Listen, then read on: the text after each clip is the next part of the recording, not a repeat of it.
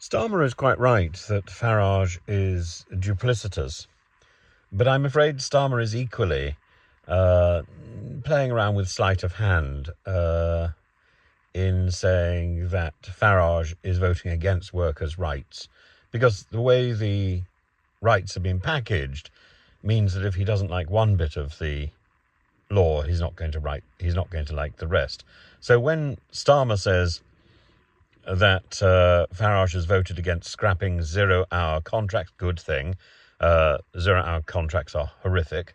They voted against sick leave and maternity pay, absolutely. And banning fire and rehire. All those things are things that I think any sane individual would want to vote with the present government to change.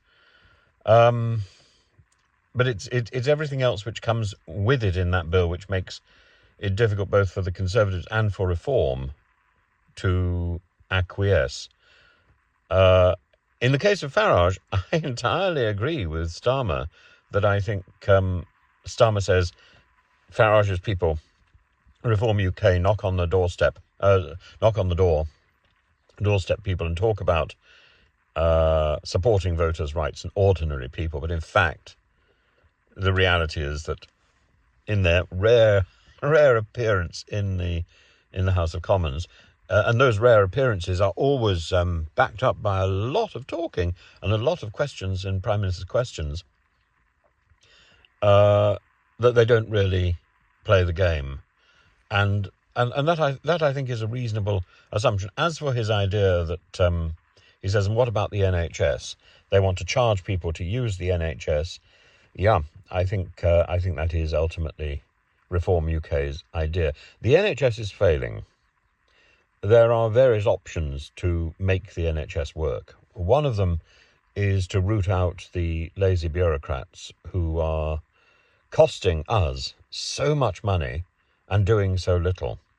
We need to be paying for the stuff in the NHS that works, which is the doctors, the nurses, the cleaners. We need to be paying to improve and upkeep the hospitals. We certainly don't need to be paying for the myriad number of staff, of administrative staff, that potter around NHS England and cannot justify their jobs and their contribution to the NHS. If they had a conscience, many of these people would resign, but I don't think they do. And or if they want to stay on, then they should jolly well get some work done. And the same thing goes for the Home Office. We are spending too much money on paper shufflers who simply justify their own existence by reference to further paper shuffling. Paper shuffling is there to support the real work that's going on. And when we get that relationship back to front, where the paper shufflers think that they are in control, the paper shufflers think that they are the people who are doing the real work, then everything is distorted. And the NHS at the moment is a distortion of support. And when the paperwork is routinely wrong, it's even more shocking.